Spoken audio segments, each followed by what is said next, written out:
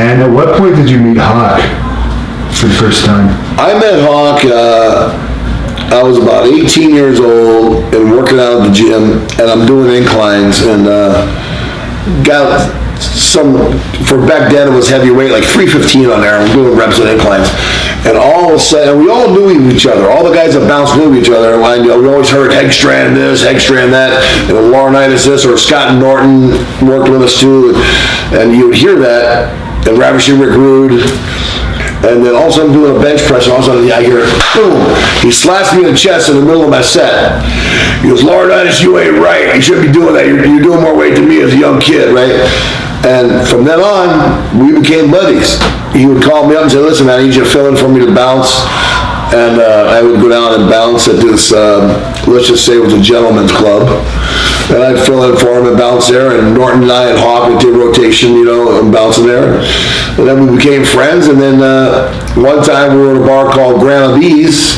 We were at Grandma B's now. You got to picture this. One night you had Smash the Demolition, Scott Norton, who was a World Arm Wrestling Champion, Hawk, myself, Ravishing Rick Rude, and who else came in? And John Norton, Berserker. We all bounced the same night. And then we had other guys coming in there like Vladimir Pietrov and Nikita Koloff, and who else am I missing here? I think that's about it. But you had some of the biggest guys that made it in wrestling all worked at the same bar. Pretty crazy. You wouldn't have to worry about too many problems. Well, there was never an issue in our bar. And it was pretty serious because we were downtown Minneapolis, so we had guys that wore bike colors. We had to say, hey, man, no colors in the bar tonight. Can't have colors in there. And trying to tell a group of bikers to take off their jackets or leathers is not an easy thing. Yeah. But we took care of them respectfully. We went and put them in the office. If there was ever an issue, I swear, there was a couple times, we would have a guy hanging up on the ankle saying, man, the jacket has got to come off, and it would come off. And what was the reason that you guys kind of disappeared from the WWE before WrestleMania 8? Well, I'm sure it had to do with Hawk getting suspended, and we had to take some time off. I'm sure. That was around the time they were testing for drugs. They were testing for drugs, and Hawk had failed a drug test and give you a 3-month vacation. And I guess you had to... Because I'm his partner, I had to take a vacation too. Was it at that point that you noticed the stuff with Hawk outside the ring? Well, I knew Hawk partied all the time. It wasn't a secret. But over the years, it seemed to get stronger and stronger and stronger. And, I loved Hawk like a brother. And I just had a hard time watching it, man. My poor wife, before I even started dating her, was a good friend of Hawk's, and we'd go down to the hood and pick up the guys that were partying, and had to go find him at 4 o'clock in the morning because he's somewhere he shouldn't be, and so somebody wouldn't shoot him or something, and it just, it killed me inside to see Hawk go down that path, man. But, Hawk was a man's man. You couldn't tell him what to do or what he should do. And when they brought you back, they brought Ellering in as your manager. What was the reason for bringing Ellering in at that point? I don't know, man. They brought him in as our manager, and then they got rid of him right away. Put him with DOA. They turned on us, and that was, to me, I thought that was one of the biggest travesties and mistakes you could have done. The people were happy to see Ellering and us back together again, and all of a sudden, they beat us. That was crazy. And what exactly happened at that SummerSlam 92 that Hawk left the company after? Well, I guess he didn't. Hawk, Jake Roberts, and John Norton Berserker all were going to fail the drug test. I don't know for sure, but I'm going by what Hawk told me. Back then, Jake was like this. Jake was a stir the pot son of a gun, bro. He told Hawk, Animal's not on your side, bro. He's stooging you off and doing all this stuff. And I told Hawk. Hawk had apologized afterwards because we put a rift between Hawk and I. And so, he goes, Joe, I know you never will be that kind of guy. I know now, But back then, Hawk was all messed up on a lot of things, and it was buying everything that Jake was saying. Man, some guys in the business, bro, will feed your ego and feed you with stuff you want to do because they want to put that stiletto in your back and climb the ladder that you're climbing. Now here we are, SummerSlam. We were the semi-main event. The main event was Bulldog against Brett. We were the tag team match. It was going to be the main event for the championships. Well, Hawk got wind from somebody that he and Jake and Nord were going to get suspended. What does he do? He starts chewing Placidos. Well, Placidos are like liquid Valium and liquid heroin all mixed together. They just mess you up for like 6 hours, I guess. I've never done one. But Hawk chewed 2 before the match. And we're sitting there on motorcycles talking to Vince McMahon, and Vince is telling us what he wants us to do, our entrance and stuff like that, to get it down right, because it's the first time, Wembley Stadium, 90,000 people, right? And Hawk's going, Vince, wait a minute here, hold on. He's all messed up, bro. And Vince is looking at me, giving me distinct face and evil eye, like, what am I going to do? He's a grown man. I can't help what he puts in his body. I don't feed him every day. You know, and we went from semi-main event to, I think, first or second match. Didn't matter, though. If you watch back, the ovation Hawk and I got, and, you know, in England, because of the rugby and the soccer, they play those big horns that go, dun, dun, dun, dun, dun, dun, dun. And at the end, they were chanting LOD, and all 90,000 were chanting in unison. It was so loud, I couldn't hear our music playing, and I couldn't hear the motorcycles running. It was crazy loud. It was unbelievable. And you ended up hurting your back in a match after that. I guess you were against the Beverly Brothers or something? Yeah, but when Hawk got suspended, or quit, when Hawk quit, I honored all the bookings like a businessman should. I wasn't just going to quit with Hawk, right?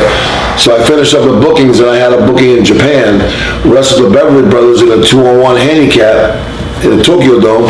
They gave me a double suplex, and I landed on my side and threw out my back, and I ended up herniating 2 discs. So that kept you out for numerous years? Well, that kept me out, and then, you know, like a smart guy, I had a disability policy, and I collected on that, and you had to wait a number of years collecting it while they paid you, so I was stupid to not to go back to work. But the policy that I had read that I could go back to work, so it worked out in the end, you know. And around that time, Hawk started teaming up with, I guess, Kensuke Sasaki in New Japan. Yeah. Kensuke is his name, and Kensuke was a young boy when we went over there for New Japan, and then, you know, the Japanese office said, hey man, my animal's hurt, do you mind helping us build this young kid up, because they wanted him to be a single champion someday. And Hawk said, sure. And Hawk asked me, and I said, I don't care, man, go do what you want. And then he went over there, became the Hellraisers, and they did pretty decent, but then Kensuke started going off on his own and became a stud, you know. And you ended up re-signing with WCW in '93 for a bit, but you were in a non-wrestling capacity, I guess, for some of it. There was a lot of it. I mean, I had to do tag team matches. That was my deal with them. That was my deal with my insurance. My insurance company really didn't understand that I control everything in the ring that happens in wrestling, so they said, okay, you can go back to wrestle if you wrestle tag teams. Who were you dealing with in WCW at that time? Who was I dealing with? That was Eric Bischoff? Yeah. Bischoff, I think. And how did the company change between then and the time you left?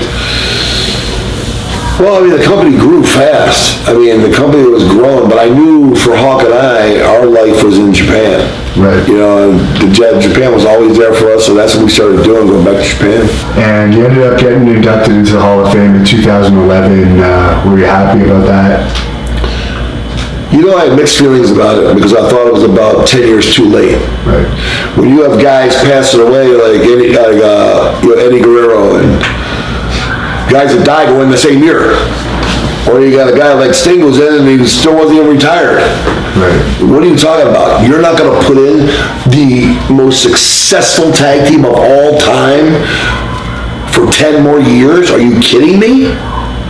If anybody should have been put in before they retired, it should have been us. And I'm not being egotistical about it. I'm being real. Name one other tag team in the world that has sold out around the world. That has wrestled main events everywhere around the world. I'll tell you how many. 0. And that really kind of pissed me off, to be honest with you. That and the fact of them not hiring me as an agent pissed me off. It's insulting. Me not doing WWE Fans Fest or in WrestleMania when I got 10,000 people asking me, Adam, why aren't you over at Fan Fest? Why aren't you over at WWE Fan Fest? There's a mannequin there with your spikes on. Why aren't you there? It's insulting and it's stupid. It's stupid, egotistical, narcissistic business. It doesn't make sense. Who do you think has something against you there now? Oh, friggin' Vince won. Because everything in that company runs through Vince McMahon. No matter if Hunter's running the show, it runs final say through Vince. If they get a TV all written up and they want to change, Vince will come in the ninth inning and say, I don't like it, change it. And you gotta scramble and do something different. All comes from Vince. See, one time coming back from England, Hawk threatened to kill Vince and his family. And there's a little bit of issues there. Our first contract, we did it on a handshake, and he knew Vince with the kind of money we were expecting. And when you're expecting a certain amount of money, and you're making 100 grand less, then the next year 100 grand less, then the third year is be 150 grand less, and we're no less over, we're even more over now, and we're making less money, there's a problem. And Hawk had a real issue with that. That's what drove Hawk and pissed Hawk off, when Hawk finally said, F it, I'm gonna do what I wanna do. And started really partying and doing what he wanted to do. That's what drove Hawk to that. And I hope those guys feel good that drove him to that. Listen, a man's responsible for his own actions, I get that, but it was that situation that drove Hawk to be the way he was. Was Hawk ever actually part of a motorcycle gang, or did he just... No, bro, neither one of us were. Yeah.